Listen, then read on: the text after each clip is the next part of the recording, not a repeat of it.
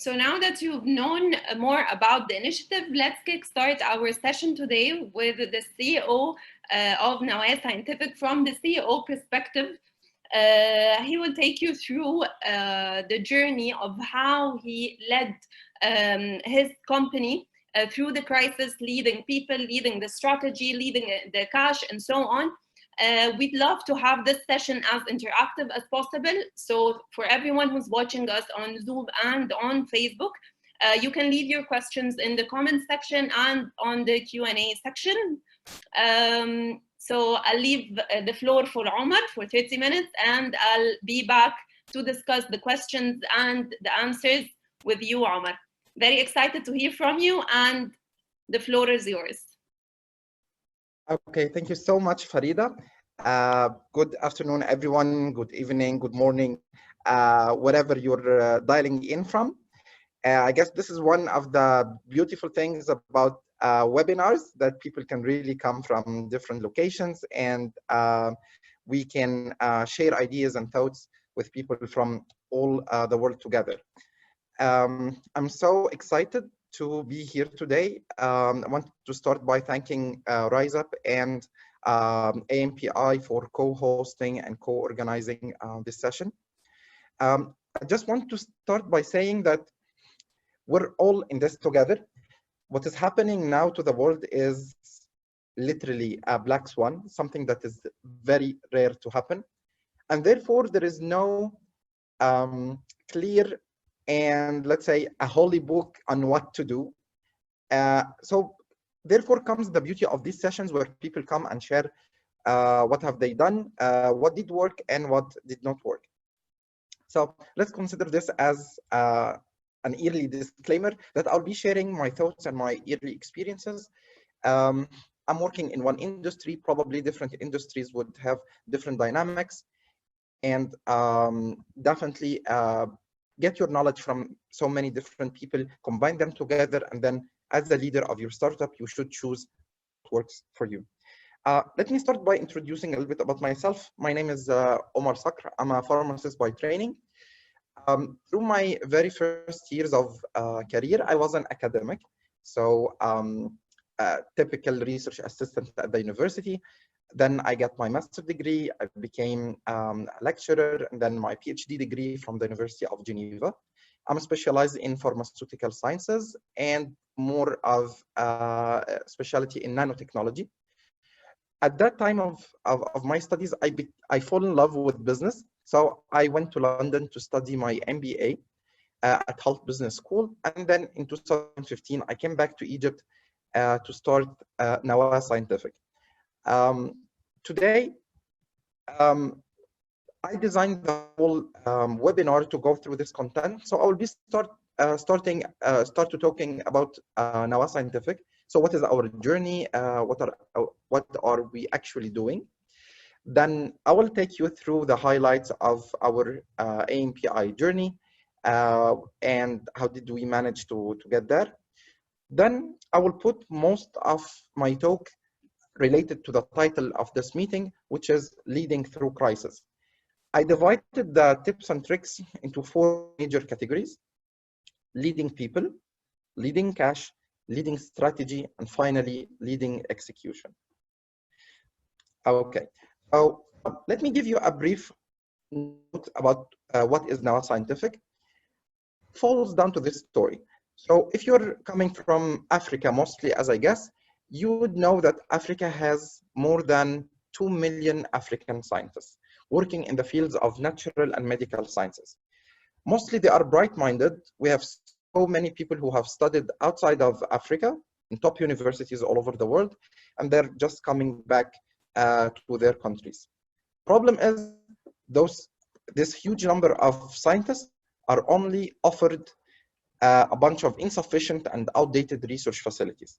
And therefore, what happens now is we have to outsource a lot of scientific experiments we're doing in Africa to labs in Europe or to the US, and therefore wasting time and money and not producing the targeted high quality scientific output. This is the main reason why the scientific research in Africa is held captive. We don't have problems with the human caliber, we have problems with equipment and of course with funding. The same problem, in fact, grows even to companies. So I'm not only speaking about academic research, I'm also referring to R&D activities in companies. Let it be pharma companies, food companies, agriculture, you name it. Most of the tests we have to outsource to Europe and the US for analysis. Now, together with my team, we believe we can solve both problems and offer high quality scientific research in less time and at lower cost. This is how Nawah was born. And Nawah is the Arabic word for the nucleus, if you're not an Arabic speaker. So you can now relate to the name. So we're the nucleus of scientific research, or this is what we envision ourselves to be. We are a central hub of high-tech lab equipment, manned by world-class researchers, and we offer our services online and on demand. Let me show you how. These are a couple of photos from Nawah, so you can see my dedicated team working, doing some really high-tech scientific experiments. This is our business model. So if you are professor at one university, or even if you're a company, or even a family guy who wants to check caffeine in his coffee or gluten in the food of his kids, or probably a pharma company who wants to check the purity of their chemical supplies, all you have to do is to log onto our website, and then you check the type of test to be carried. You click submit. The task is automatically recorded, and the courier is sent to pick up the samples and get it delivered to us at Nawah. Then Nawah team would do the analysis and send you the results all the way back to you through your personal account on our website. So the beautiful part of what we're doing is, now, regardless of your place and regardless of the equipment you have in your own lab, if you're working in a university, you can do amazing research, just depending on this platform and this business model. So whatever equipment or research facilities we bring to Nawah, it is by default spread to all our customers. And we envision that by building a chain, now we're mainly, of course, operating in Egypt. We had plans to expand to North Africa this year, but we, of course, had to postpone because of the corona pandemic. But our big vision is to have a chain of labs in major countries in Africa, very well connected together, to empower the whole scientific community in Africa. We dream of the day that we unleash the full potential of African scientists, because we do believe that our problems can be solved by us, and we don't have to wait for scientists from the Western world to tackle our problems. This is not how things go. Moving on forward, let me take you through our journey with the African Entrepreneur Prize competition last year. In fact, it all started back before then. It started with our connection with RiseUp in 2017. We won the first position of the pitch competition. And I have to give credit for RiseUp. And for those of you, of course, who don't know RiseUp, RiseUp is the biggest entrepreneurship summit across the Middle East and North Africa. Attended, I guess, last year by 8,000 people. The competition is extremely fierce. In 2017, there has been like 500 contestants, and we made it to the first position. But the actual prize that we got from RiseUp was exposure. The thing is, we started in 2015. In 2 years, we could not raise significant investment because VCs and angels were so were so skeptical to invest in us till we made it to RiseUp. Through RiseUp, we passed through several layers of shortlisting and judgments. And then when we made it to the first position, people started thinking, aha, maybe this company has something to offer. And then we raised our first investment, our first professional investment after RiseUp. So how does this connect to ANPI? RiseUp is the North Africa partner of ANPI. I was on their email list. And in February, I got an email that there is a huge competition taking place all over Africa. And the emails sounded like crazy, because usually competitions are not that big, and there should be sort of like specifications. Like, we're used to competitions where it is specialized for fintech, agri-tech, biotech. The ANPI competition was really borderless. You can apply wherever you are, whatever you're doing, and the only condition was that you are creating an actual impact and solving an actual problem for Africa. And to add the hot sauce over the meal, the ANPI final stage is judged by Jack Ma himself. So this was crazy enough for me to apply and go through the journey, and we ended up winning the second position. So this is the summary of the journey. There has been more than 10,000 applicants, 5 stages of shortlisting. We started by a couple of submission of the initial application, and then a couple of shortlisting online stages, and then the semifinals in Nairobi in Kenya, and then the finals in Accra in Ghana. If my memory serves, this started in March and ended in November. So it has been like 8 months or so of fierce competition and shortlisting. It's really a marathon, and it takes like full breath to go through all of this. We were so humbled to get the second position, meeting Jack Ma himself, and we got the 150K prize.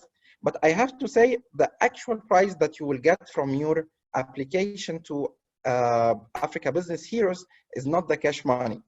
It is this. So during those 8 months of shortlisting, I had the time to meet a lot of people, almost from everywhere in Africa. I made so well connections with the top 50, the top 20, and the top 10 finalists. And they already opened my eyes to several opportunities out there in Africa. I had so many misconceptions about economies in Africa that were all now corrected. And now I feel confident that at any point of time, when I decide to jump into another African companies, I have friends there. And this is very important. When you have true friends from the locals that you know before you start doing business, that you would, that you are friends with, regardless of any common or financial benefits, you have true friends on the ground. This makes you in a very, very good position to expand your business.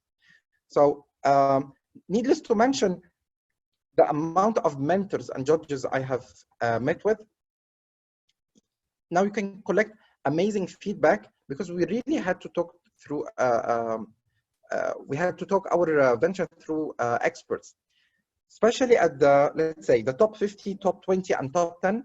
We had world-class judges discussing our business.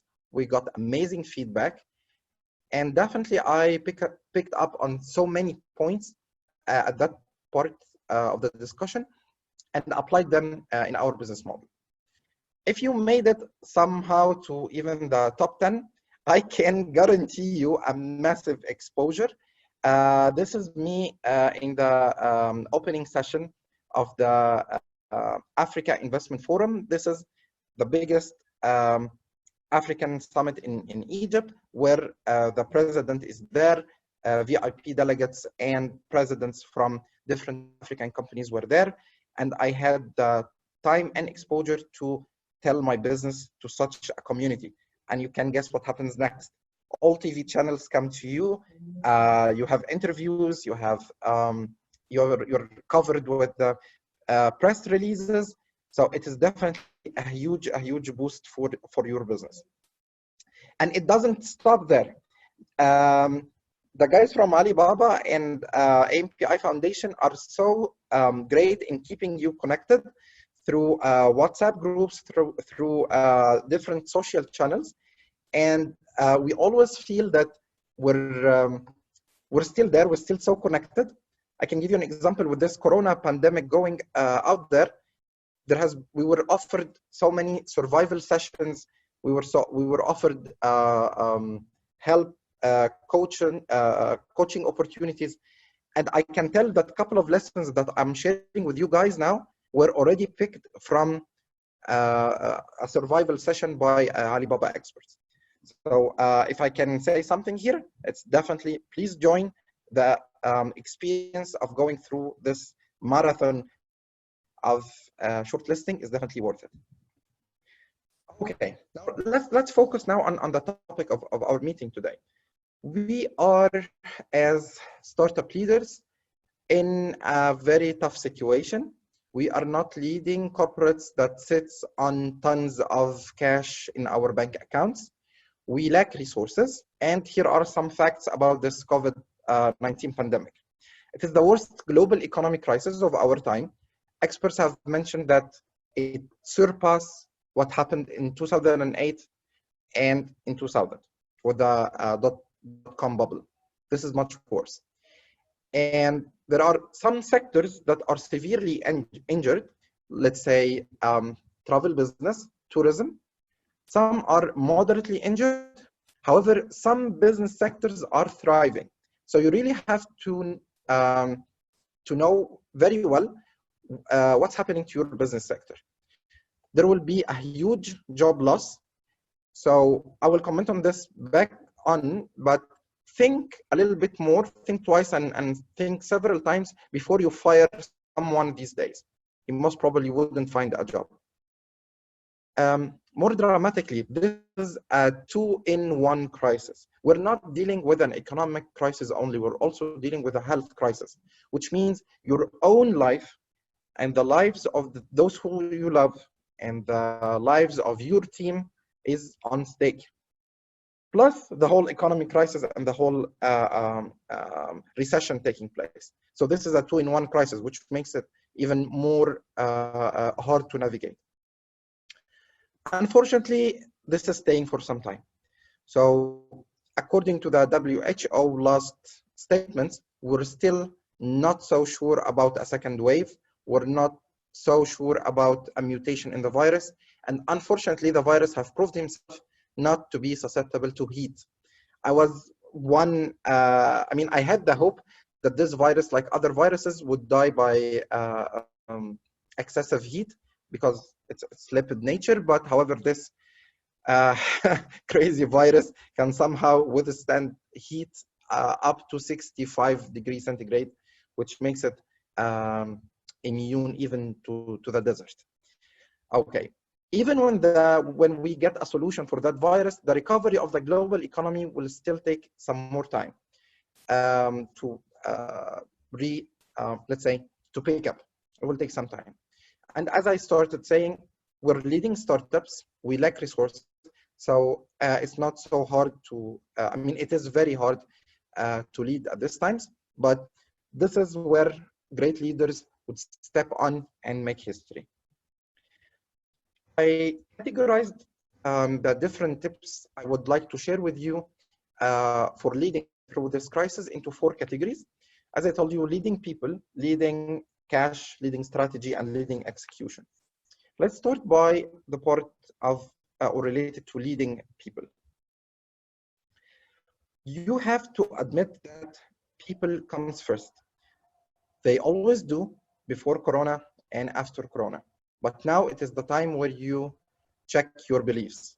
Now, please be reminded that the health of your people takes precedence over the health of your business. It doesn't make any sense to push people to work hard. And it's not about hardness of work. It is about take risk on their health, and then you would lose great assets to your team. I hope no one would ever witness such a bad accident. But don't risk the risks of your people. Don't risk the life and health of your people. Nobody signed to put their life or the lives of their loved ones on the line for your company. This is not what they signed up for. Now, every one of us have been taught to create a company culture and core values. I hope you guys have done this already, because this is the time when you bring this company culture and core values alive. Now, At Nawah, our core values are simple 3 words: family, integrity, and excellence. The core values serve as a filter through which you pass your decisions. And your decisions have to fit with your core values. Let me give you an example. Since we say we're a family, it makes no sense to fire someone at this part of time, because they will not find jobs easily these days. So I already had plans, in fact, to do some, let's say, changes. Some people were not performing to the best of my expectations, and I have already sent them warnings. But now I have sent them that this pandemic has given them a life kiss, and they are given a second opportunity. In fact, it's not second, it's like fifth opportunity to prove themselves worthy and keep their jobs. But definitely, please try at least as much as possible. Do not fire people at this part of the year. Also, when we're speaking about leading people, this is the time where communication skills are key. You have to communicate candidly, comprehensively, and widely. You have to be very honest with your team, your investors, your stakeholders, and even your clients. Every stakeholder needs to understand what's being done to preserve the company. The correct dissemination of information brings people together on one page and facilitates the second point, which is taking hard decisions, because you will have to. As we will discuss in few slides, there will be cash cuts, salary cuts, possible putting people on ice, if not firing them. I hope you don't. But so many hard decisions are coming typically with this type of crisis. Now, the best way to do this is to get a buy-in. And to get a buy-in, which means everyone agreeing or at least understanding why you took such decisions. You cannot do so if you're not communicating effectively and spreading correct information in a timely manner. So in Nawah, for instance, we had to cut everyone's salary by 20%. So we moved everyone from working 100% to 80%. I know people wouldn't be so happy with such a decision. It is a hard decision for me and for the team. But to get a buy-in, I started first communicating the challenges we're facing, the decrease in demand. I forgot to tell you that we were one of the companies that took a hit because now the universities are closed. Research is on ice, unless you're working with COVID-19 therapeutics or diagnostics. We're lucky a bit to have contracts with companies that are still feeding our cash pipeline, but we definitely took a hit of about 30 to 40% less in demand. So you have to communicate those stories to your team. You cannot tell them that life is good, we're fine, hoping that this will keep their spirits up. In fact, truth is the thing what keeps spirits up. Because if you tell them today we're having a 40% less demand, tomorrow this has been improved even by 5%, then their spirits will go up because they're witnessing a rise in demand. But if you keep telling them we're fine, they will feel it. They are the ones who are working on the ground, meeting the clients. They will definitely feel the demand going down. Also, a tip here to get a buy-in for your hard decisions is to cascade the decision rather than throwing a stone into the pool, which means, now this is a simple concept in change management. For any new decision, there are people who are so-called change champions. Those are the ones that you can easily convince with the changes you're going to make, especially the hard ones, like changing the company structure or changing the business model or changing the way things have been done for years. Talk to those people first. get them into your site, make allies, and then cascade to the next layer, which are people who would usually think a little bit more, let's say, would argue more, win them, and then go public with the rest of the company. I would advise against sending an email to everyone at the same time with full harsh decisions and like a bomb or a stone into the pool. This is not the correct things to do. Also, I mean, in any company, there is hierarchy, right? So there is you, and there is like section heads, division heads, whatever you call it, and then the team leaders, and then the teams. It is not good to inform the team leaders and the teams in the same email. Get the team leaders, get the top management first, get the buy-in, and then cascade in this manner so that you have this buy-in for your tough decisions. Now, this is the last point. I mean, in this slide is extremely, extremely crucial. Be honest, 100%. So under no circumstances you should communicate a fraud information, because this will destroy you as a leader for good. People will always remember that upon stress, you twisted the story and you communicated fraud information. And at the minimum, you will spread the culture that this is acceptable in other conditions. And therefore, you might expect people to start twisting information when they become stressed. So lead by example. Now you are the one under the stress. So by all means, try to be very honest and communicate 100% accurate information to the best of your knowledge. And I use this word a lot when I communicate sensitive stuff.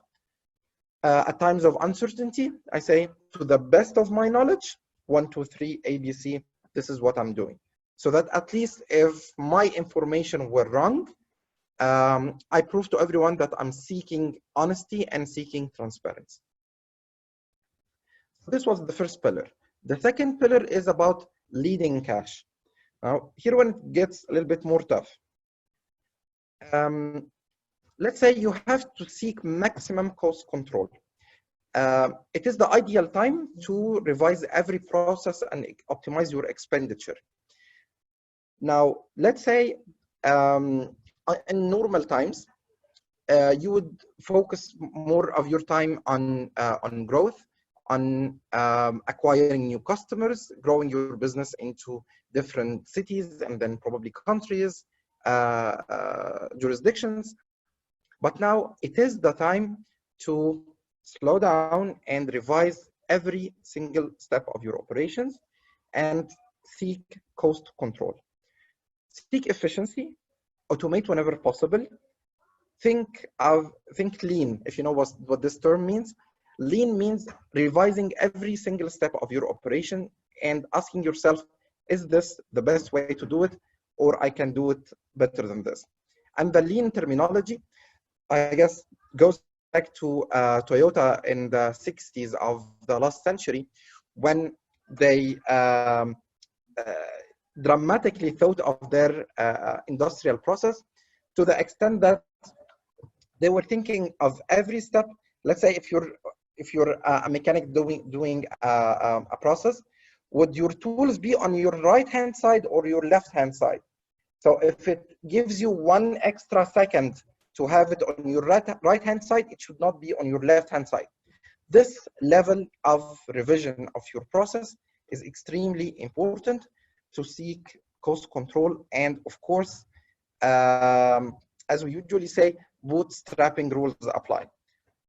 For those of you who doesn't know the term of bootstrapping, this is something like a terminology used by startups when they start. It refers to using your resources to the maximum output and delaying getting investment from outside to the maximum point. In simple words, the rules are: never buy a new device when you can get it secondhand.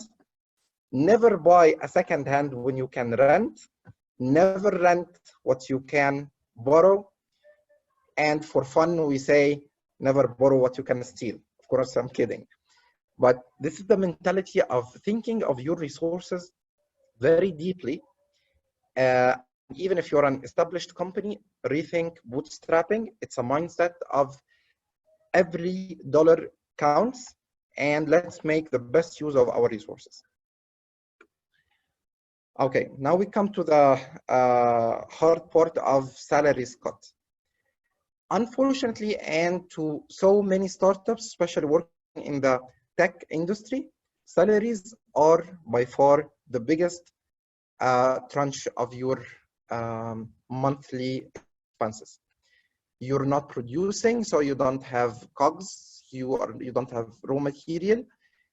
You're spending mostly on salaries, and probably you're paying high salaries to developers to keep them and retain them into your company. So when we speak about seeking maximum control over cash and cutting cash expenditure, you would definitely think of doing a salary cut. So unfortunately, it is inevitable in so many cases. So please do it elegantly. Don't fire if possible. I commented on this part because people won't find jobs. The elegant part of doing a salary cut is to do it across the company. Start with yourself and announce this to public, to your team. What we did is we cut more from the top positions and cut less from the lower positions in the company, because the top positions can survive with a significant cut of their salary. Because let's be honest, we are playing now a survival game.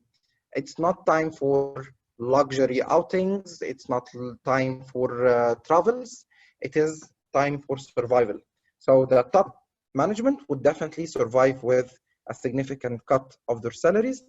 However, the labor, or the, if you have blue collars, if you have not so high paid individuals in your team, you might think of not cutting salaries at all, or even cutting a very, very small percentage of their salary, because every dollar to them matters. Every 100 Egyptian pounds, 100 rupees, $100, 100 rands, whatever your currency is, it matters, and it matters a lot.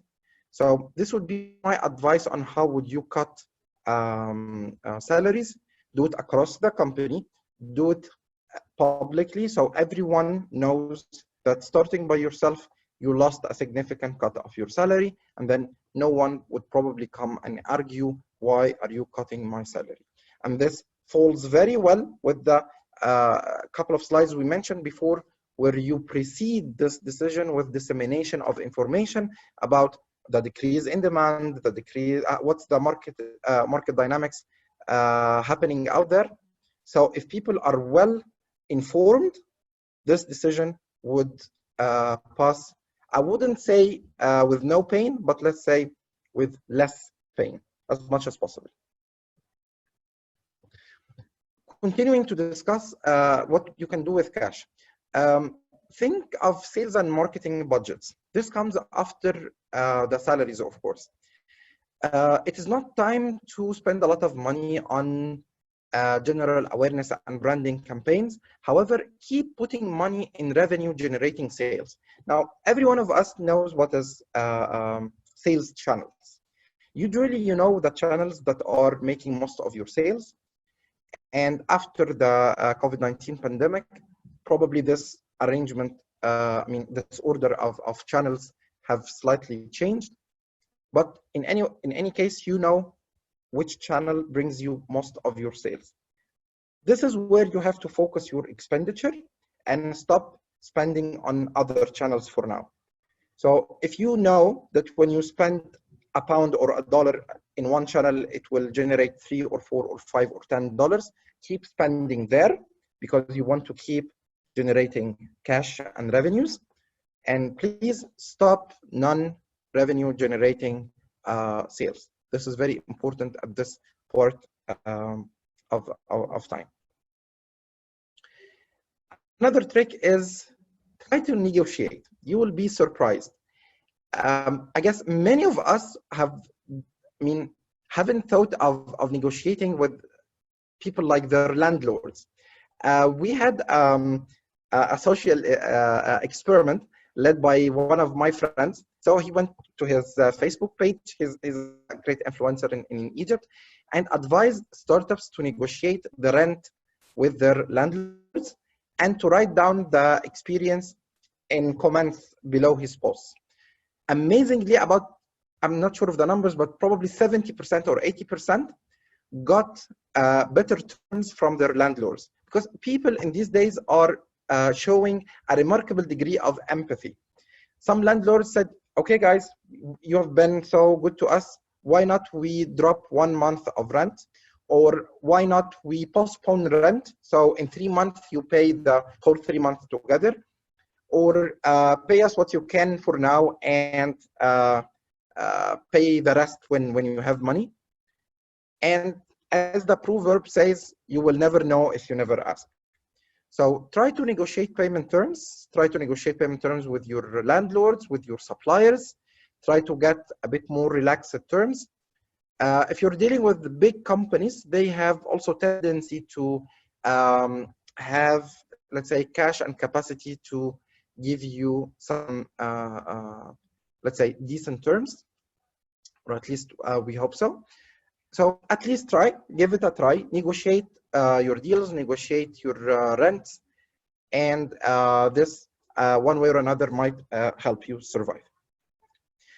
Okay, now we cannot discuss leading cash without discussing fundraising. I have been in this hard situation starting this year because we plan to raise our Series A in 2020. And we wanted to leverage the winning of last year Alibaba competition, the ANPI, as well as the huge PR campaign, PR exposure we had. So we went to talk to VCs from all over the globe. We started discussions in January, let's say in December. By February, the crisis has gone crazy. Jumping from between countries, and I can tell you that investors are getting more cautious. They now tend to postpone bigger rounds. Investments are getting scarcer, and unfortunately, valuations are going down. So as usual, it's a matter of supply and demand. So many startups are seeking investment, and investors are making use of this increase in demand, so they're getting valuations down. So if you put together those 3 points, low amounts of money available, investors are more cautious, and valuations are going down, I would advise you, it is not the time to do big rounds. Think of raising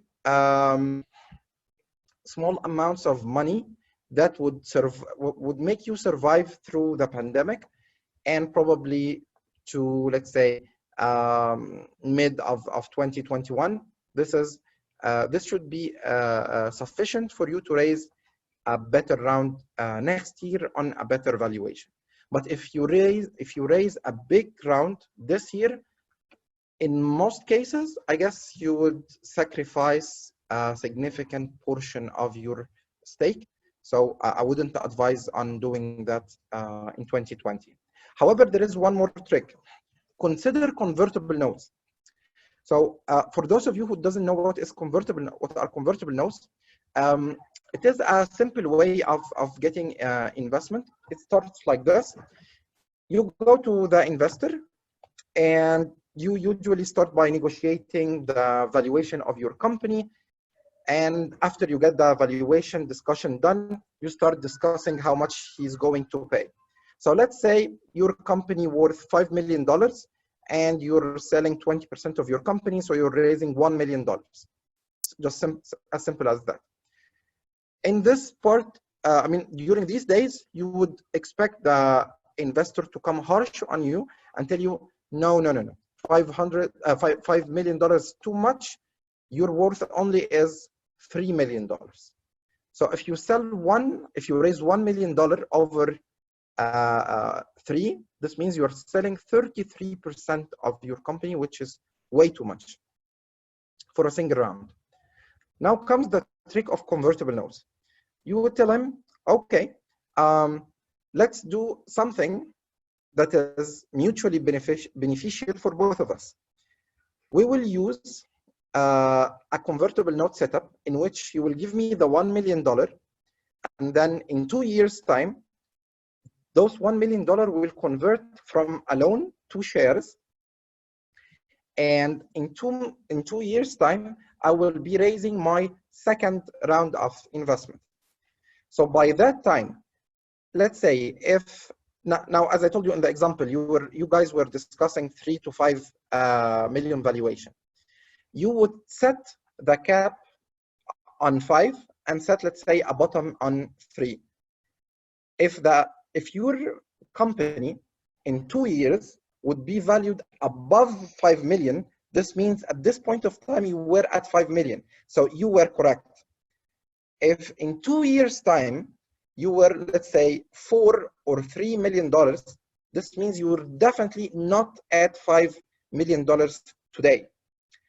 Therefore, in 2 years' time, the $1 million that you got will convert on a valuation that is between the cap and bottom. So in best case, you will convert on 5, which was your request. If you didn't get 5, you will convert on $4 million or $3 million, and then the investor will get a higher stake in your company, which was fairly true to him. The whole technique, you can Google the terms safe note and kiss note. Those are typical terms. Most of the investors already know these deals.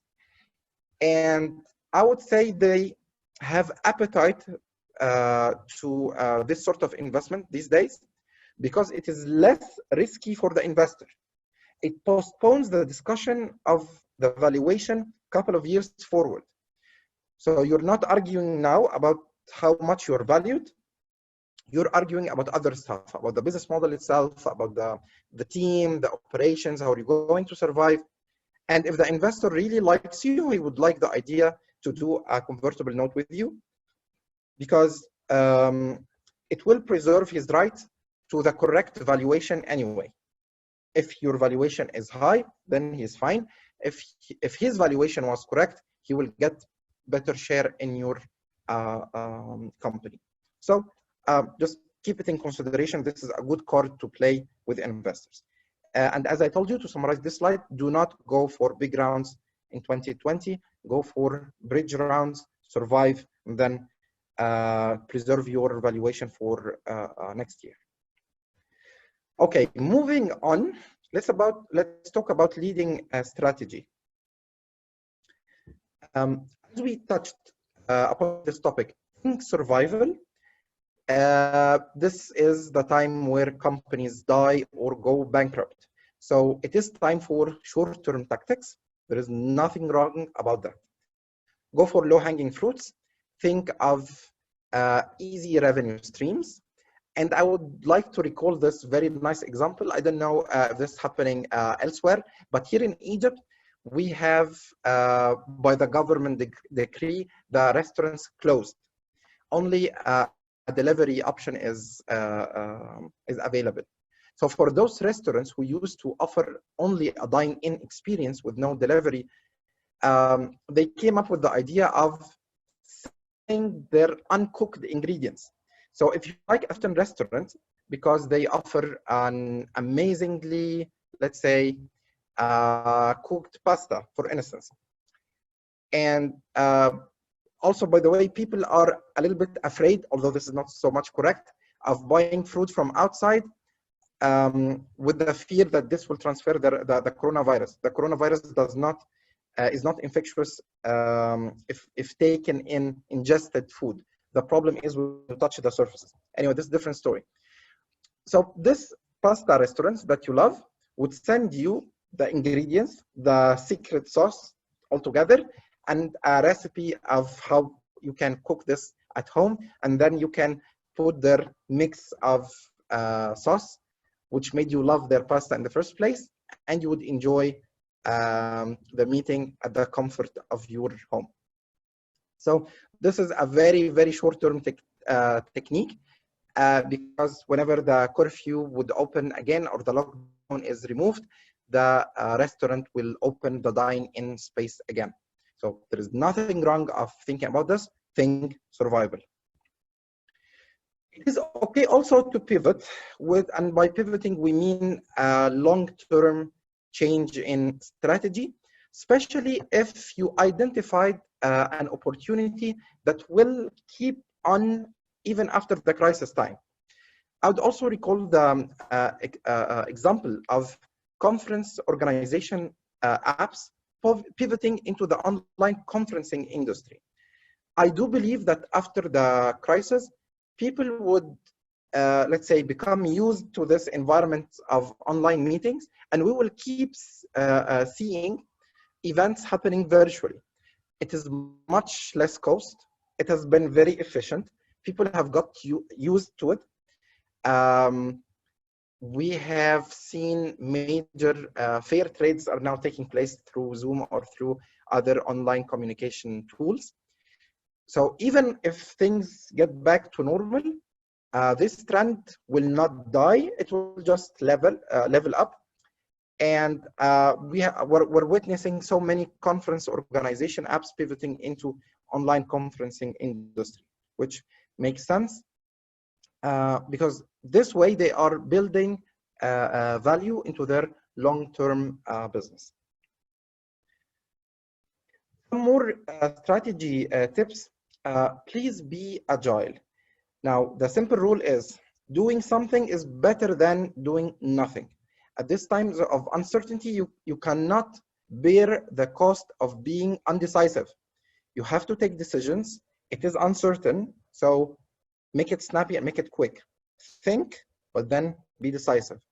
I can tell you at Nawah, we identified an opportunity with this whole pandemic thing, that people are keeping using alcohol-based sanitizers to clean their hands.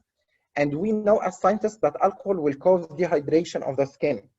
So after some time, you would find your skin becoming more dehydrated, white and scaly.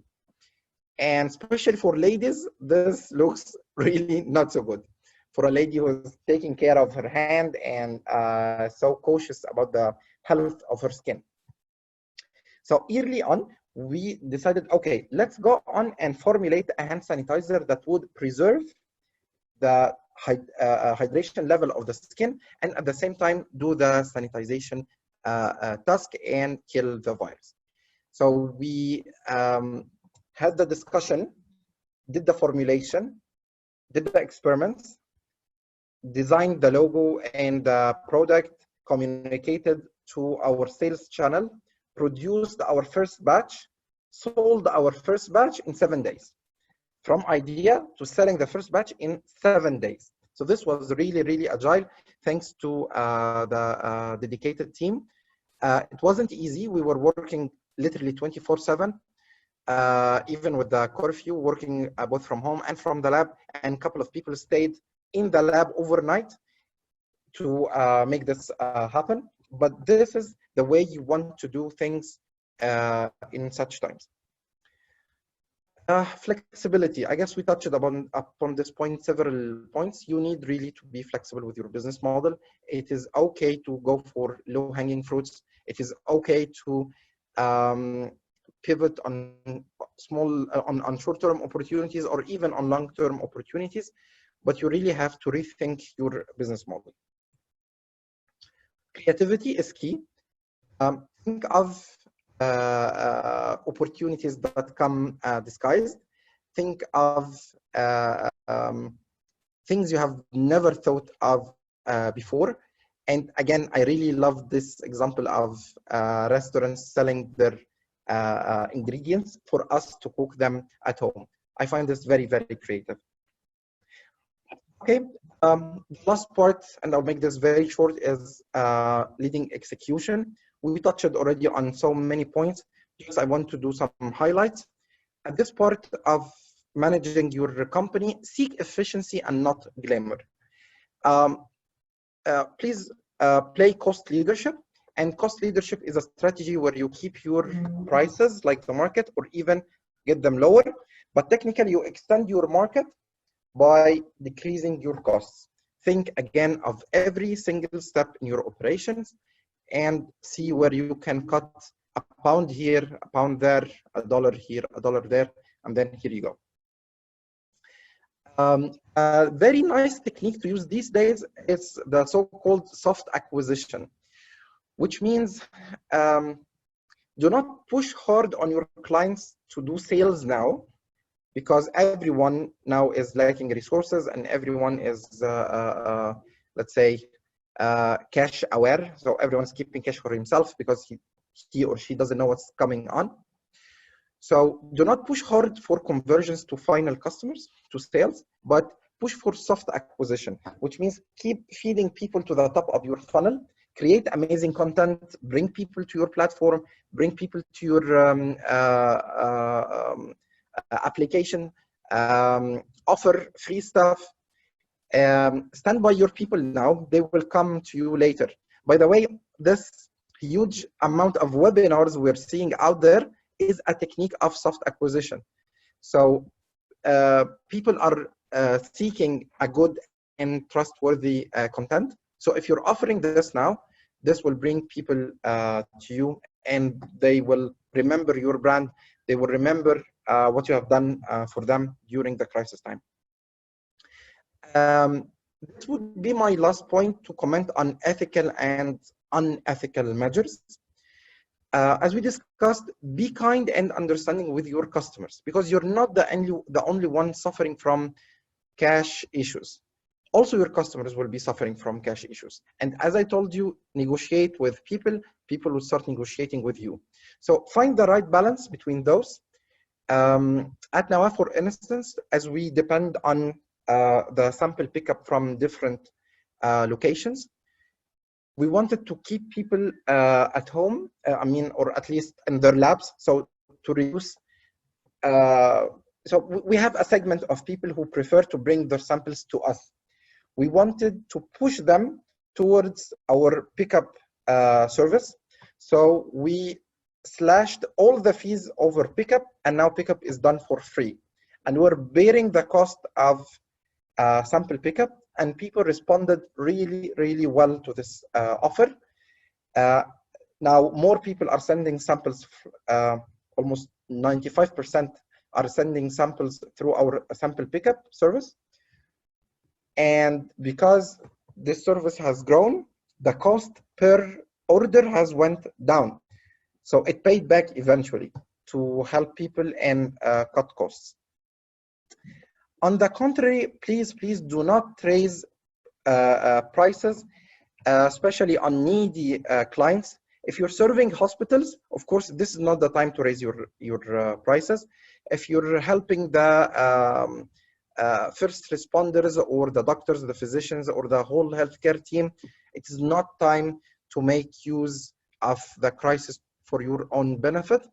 I would rather, I would see this as a fully unethical maneuver to make more money out of needy people or needy segments in this time, during these days. Give back as much as you can to your society. If it is for your religious beliefs, if it is for your thawab, if it is for good humanity, if it is for building a brand, there are so many reasons to give back to community these days, whatever your beliefs are. So please do it, and it will pay off eventually in the future. And giving back to the society can be everything between donation, and if you're low on cash, you can give back to society by just spreading correct information through your social channels, through your communication channels. Spreading a correct information might save the life of someone, and you wouldn't know it, but it is there, and it is very, very important. Last but not least, ladies and gentlemen, what doesn't kill you makes you stronger. These are the times where we live by these words. We will survive. One day you will write in your CV, I led my company successfully through the crisis. thank you so much for your listening and your interest. I hope I didn't take too much time, and therefore I'm open for questions. Farida, the floor is yours. Thank you, Omar, so much for your insights and for the contents you delivered. I really personally enjoyed it. We have a couple of questions. I'll start with the last one from Hussein Ahmed. He asked you in Arabic and he's thanking you for your efforts. However, he has a question about the sales engineers. He's saying that most of the time they are staying at home and they don't have a real value that they add to the business because of the corona. So he's asking you for an advice, and especially because they're working in the B2B sector. Okay, so thanks, Hussein, for your kind words. Now, let me assume you're running your company, so you're the decision maker, and you're working in a B2B, and the sector is going down. I know it is tough if you have clients who are not paying, but if you can survive with whatever cash you find, you can, for the time being, advise your team to develop through online courses or something like this, or you can think of switching to online sales if this helps. If you're working in one of those sectors where the customers are totally locked down, no sales, I know it is tough, but I think of a pivot then. Think of changing your business model or go for a low-hanging fruits. But by the way, one good technique is to offer courses for money. So if your team, let's say, has amazing talents with sales, offer sales course to other people. So courses might be an unexpected revenue stream for you. Yeah, I wish you all the best. Yeah, we have another question from Mahmoud Anwar. He's asking you, as a business that is strongly relevant to the COVID-19 issue, how did you try to benefit from the current situation? And I think you already discussed parts on how you made a new product in these times. I'll skip this question and go for another one. Okay, someone is asking you, is it beneficial to enter the ANPI competition even if we're already operating and doing great? Yes, so very quick and short answer. The answer is yes, because even if you're doing great, you're thinking of expansion. And the ANPI would be your portal to expand in Africa. So if you're thinking of jumping into the African market, this is the time to do so. Awesome.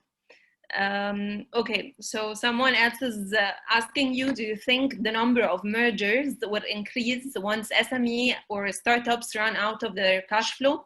What type of mergers do you think would be beneficial? Okay, so this is a tough question because tough one. Yes, definitely. But this is the nature of life. So consolidation should take place.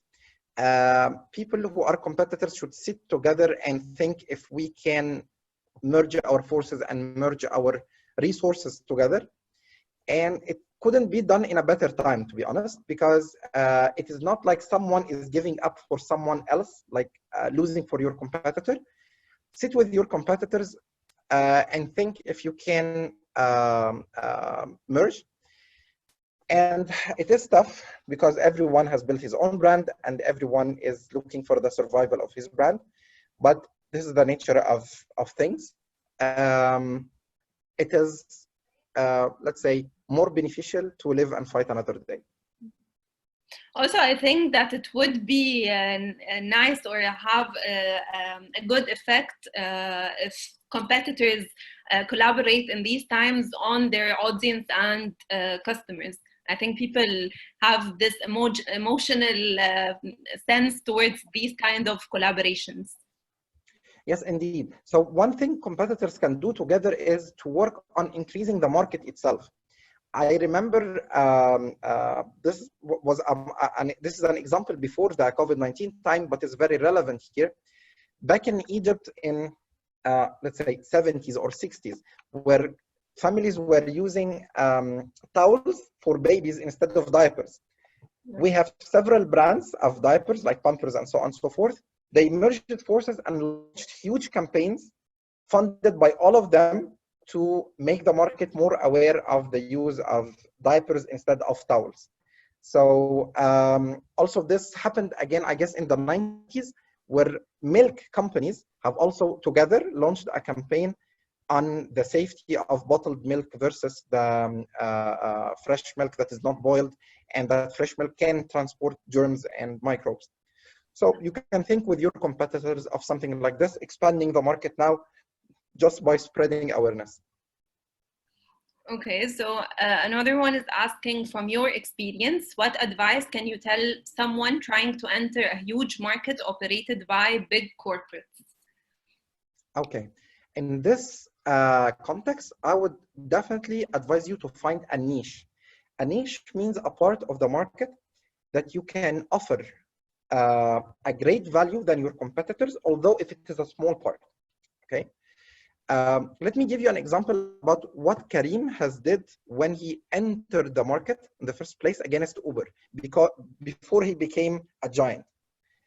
Karim went to a market that is dominated by a US giant called Uber, and everyone over the globe knows who is Uber. And Karim wanted to compete with this. What they did is they thought of the market really, really locally. They introduced a few advantages that made us as locals in the Middle East relate and love them more over Uber. So if you're from the region, you would know that Karim were the first ride-hailing app to offer payment in cash. Wherever, Uber has been offering payment in credit cards. In Egypt, for instance, people who carry credit cards are not that many. I guess something between 7% and 10%. So really, not a lot of people are carrying credit cards. Then Karim offered Karim Wallet, because if you are trading in cash, you will always have the problem of, small change, and you need to give change to the driver, or the driver give change to you. So they invented the wallet. Those small changes made the Arabic segment or the local segment, those who don't have credit cards, those who want to pay in cash, would love more to use Karim over Uber, and then they took it over. So find a niche, find a small segment in the market that you can offer better than your competitors, and take it from there. I think this is a very interesting insight on this. We have another question regarding the competition, or the ANPI competition. In most competitions, the benefit is the process itself more than winning, because not everyone wins. Can you tell me the benefits of the process of the competition and what you've learned? Okay, I guess this friend missed that part in my presentation. So yeah, no worries. Okay, in fact, there are three major important points or major benefits you would get from the ANPI on top of the cash prize, should you get it. So first is the network, because it is like a marathon, really. You will be competing with so many African contestants. I met a lot of people. I made a lot of friends, and especially with the top 50, top 20, and then top 10 finalists. Now I feel secure that whenever I want to go to an African country, I have friends there. I have local true advisors who would tell me how to launch my company there. Also, this was eye-opening, because I had so many misconceptions about the economies of certain African companies, and my friends helped me to correct this. So this is number one, network. Second is the feedback you get from the judges. ANPI really brings you top-class judges, so you get invaluable feedback. And I have already put in place some advices that I got from those judges. Third is, if you made it at least to top 20, you will get a massive public relation exposure. ANPI is so well with this. They have a huge PR machine. You will be covered by press releases, meetings, webinars. And since I made it to the top 10, I was even invited to a couple of the biggest African investment forums in front of Egyptian president and other African presidents. So those three things: network, feedback, and exposure, you will get on top of the prize. Awesome. And by these final words, we're going to conclude our session. Thank you so much, Omar, for your time and effort. Also, we have some attendees from Tunis and Tunisia who are saying, yes, the network is key.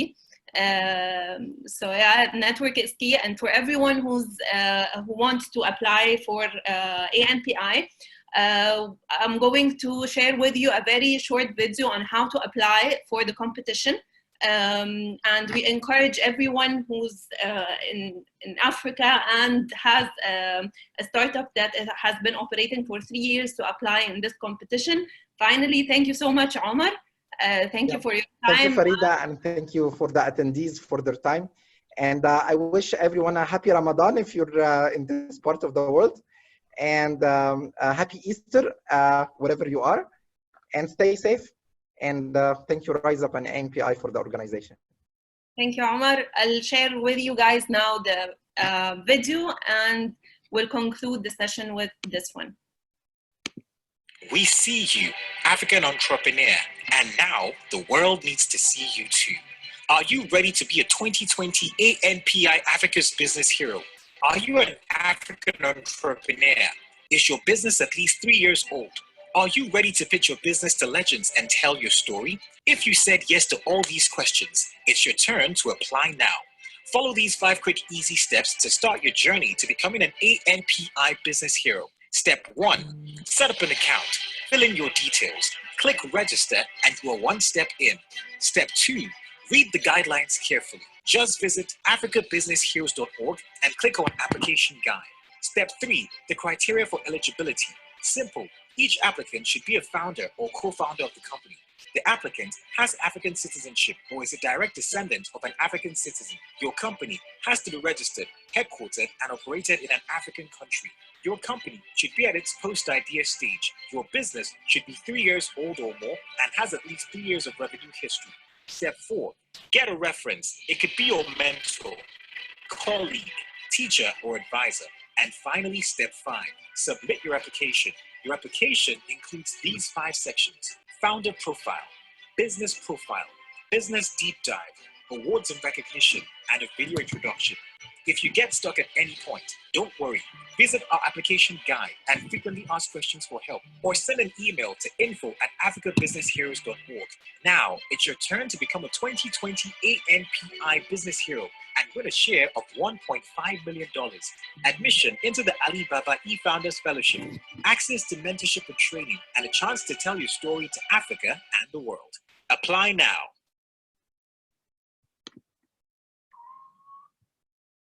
Thank you everyone for tuning in and hope you enjoyed it.